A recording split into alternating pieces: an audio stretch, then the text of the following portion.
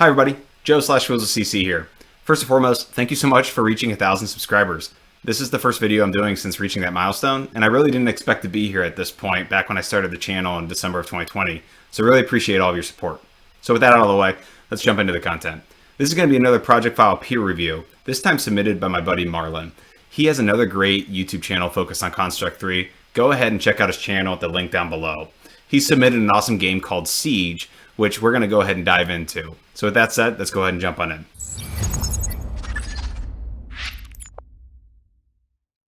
All right, I'm digging this title screen. So this is pretty awesome. Nice little animations in the background. He's got social handles here. Okay, so let's go ahead and give this thing a play. All right, 3, 2, 1. All right, I briefly played this once already, but this is a pretty awesome game. He's using some artwork from the Lucifer pack for these guys. He's also got a Realm of Critters guy here, and some of the tile set art is from there. So the basics of the game is that you need to go around and try to kite these guys, and slowly you can actually earn some of these gems from, or mana, from killing them, and then you can upgrade your attack and your speed and everything else. Because as you notice, the attack animation is actually pretty slow to start, and that's with intention. And I actually found that this game scales pretty well, having played it a little bit earlier. So as you go through here, you're trying to kite these guys, you're trying to upgrade some things, you're trying to not get hit. You can jump on these little pillars, and then, if you stay on it too long, it actually damages you and tries to knock you off. So this is, a pretty awesome little game here. You got some health, and it's actually got a lot of good examples of things that people want to do that are pretty common in games, including collecting items, health, trying to have some upgrades that you keep track of, as well as some simple state machines. So with that said, I'm going to let these guys kill me, and then I'm actually going to give it a play for a little bit longer, and I'll see how high of a high score I can get to. Alright, let's go ahead and jump on into the event sheets. Holy guacamole, Marlon, you are one organized individual. Okay, so I went through these event sheets, and I'm just going to come right out and say it. There's not a ton here that I'm going to be critiquing on.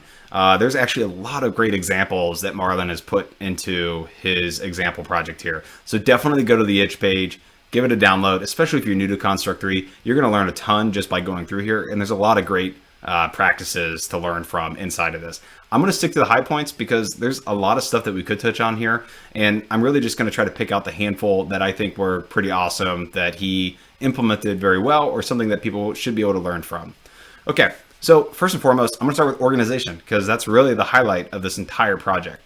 He did an awesome job of laying everything out very cleanly. First and foremost, it starts with your project hierarchy here.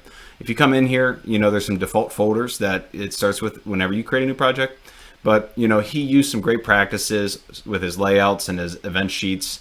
He's got the E underscore for his event sheets. Everything's nice and clean. He broke out his event sheets into multiple event sheets to keep track of everything. He also, inside of his object types here, he's got lots of nice folders to keep everything organized. He's got the regular plugins that you can have inside of Construct 3, inside of Input. He's got a folder called Meta, where he's got some almost like game manager type objects. He's got his regular objects that he's using inside of his game. Particles, text, he's using txt underscore as a nice naming convention. Little things like that add up when you're making games and you're quickly trying to type things in, and Construct 3 is auto-completing certain things for you. So this was just all very, very clean. So organization, A+. Let's go ahead and look at this title screen here. He did some cool things here. Let's open up the event sheet for the title screen. The one thing that was kind of cool, in case that you didn't know how to do this, that I wanted to point out, was the hyperlinks from the social tags that he had on his title screen. If you use the browser plugin, all you have to do is go and use this open URL in new window, and you can actually type in the URL that you want your user to go to when they click on that button or that image or whatever. So if you've got, credits that you want to do, or if you similarly want to have some social handles put into your game to go to your Twitter or your itch or whatever it may be, this is a good way of doing that inside of Construct 3. So that's another good practice. The other thing I wanted to touch on was his use of the local storage. So this is a good way that if you do have a simple high score that you want to keep track of, or maybe some inventory that you want to keep track of, you can put that into local storage and it saves the state of your game. There's different ways to do this. Go ahead and check it out. He did use it for high score.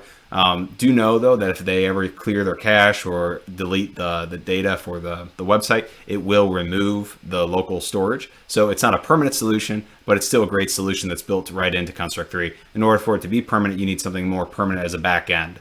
And we're not going to cover that today. Let's go ahead and look at the game itself. Very clean layout for the artwork and everything. Nice use of layers to keep everything nice and organized. As you can see here, he's making use of these ground barriers. This is another practice that's also useful for when you're trying to control where your player can and can't go, is to make use of sprites that you don't necessarily see in the game, but you have a solid tag on it, and it prevents them from going in or out of a certain area. Also, this jump through, this is another good practice, right? So if you want to be able to walk underneath the pillar or in front of the pillar, but you want to land on the pillar, this is something that you can use to help control the actual landing point of your character in a platformer. Okay, so then let's go ahead and jump into the event sheet. All right, this is his main, and he's got both the player and the enemies included here, and I like how he broke it out. He also has a separate event sheet for functions, which was a very good practice, and we'll jump into that in a second. But everything in here is really nice and clean. He comes in and he has, when you transition to the game, a nice countdown sequence that goes to 3, 2, 1, right? He allows you to toggle the full screen. He does some things with the music, but for the most part, really, simple here. Let's jump over into the controls for the player. Okay, so this is an age-old recommendation. Lots of content already out there on this, but camera, it's really simple. Just have a camera object, put the scroll to behavior on it, and have it lerp to your player's position or an offset of your player. He has it -48, so it's more like a little above the head of the player as the focus. He has a 0.1 on it. It's a nice, smooth, simple way of having the camera follow you in a platformer or any type of game, to be honest. Okay, so for the player, he has implemented the platformer behavior. And what you can see that he's done here is he's actually disabled the default controls. And that's to allow him to do some more specific control for how he wants it to work. So he's got A and D controlling platform, simulating left and right. It's also flipping his artwork, which is a good practice. He's also setting a arrow direction for what he's going to use for how he's going to shoot. You could probably handle that a little bit differently, but that's a nice, easy way to do it. He's got W for his jump, and then he's making use of those platform is on floor, platform is falling, and platform is jumping as some nice triggers or states to be able to check and then set as animations. What I typically like to do is I like to have my animations of my player equal my state variable, and then I have one line that basically says, play this current state animation, and it always just switches. He's doing it more separately, but it's only like 8 or 9 events, so really still clean and very legible. Coming in for shooting, really simple. He's just putting the bullet behavior on the arrow. Another easy, simple way of making use of the Construct 3 behaviors. And then he's coming in and he's got some health things for the player himself. He's setting a invincibility so that when you get hurt, you don't want to continue getting hurt. You want to give the player a second and a half to be able to actually get away. The pillar, he made use of the timer. So I don't know if you saw it, but when you are standing on top of the pillar, it only lets you stay on there for so long before it hurts you, so that you can't just stay up there forever. Okay, so let's talk about loot for a second. He did a really, really nice job here. He's making use of an object that he's calling drops, and he's really just got different animations, green, blue, and red. And that's allowing him to actually just trigger different events, whether it's health or mana. I was calling it gems before, I think, but it's actually mana. And he's triggering off of those on collision. And then if it's blue, do this. If it's red, do that. And he's making use of this function call for progress. Okay. Now, another thing I wanted to briefly touch on that I thought was a good practice worth mentioning, and it's something that I personally don't do enough of, and that's to make use of the onCreated event. Now, some people might use this all the time. Some people might never use it. I have a bad habit of when I do a system create this object, I then list all the other things I need to do to initialize it. I mean, I might have a container to help or other things, but I'm already, I'm thinking about it that way. And then inevitably, I want to do that same creation in a different scenario. And then I, put in the same things again. Well, an onCreated is a way that's kind of like its own function to handle that event, so that you only have to have that in one place. So if you don't have a function to handle the creation of something, This is a good use to help you minimize the amount of locations that you might have something inside of your code. So making use of the uncreated, thumbs up. Something that I wish I used a little bit more heavily in my own projects, but good use of it here. Okay. The upgrade panel is another area where he made, good use of the functions. So he's got his upgrade costs and other things here so that depending on where he's at inside of the game, in terms of how far you've leveled up and everything, it's updating all that text value appropriately. If you look in here, he's basically got it based off of, hey, depending on what your current run speed is or your current upgrade level, it's going to cost you more and more and more and more.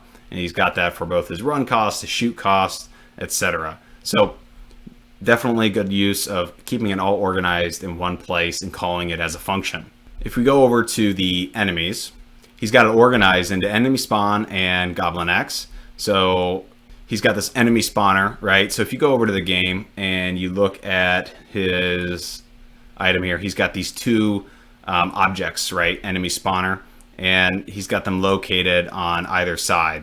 And he's able to contain all the different attributes that he wants when they spawn the goblin. He wants to keep it all contained on this object, what attributes are going to have. So as the game gets harder and harder and harder, he's able to update it on this object and then pass that to the newly spawned goblin as it comes out.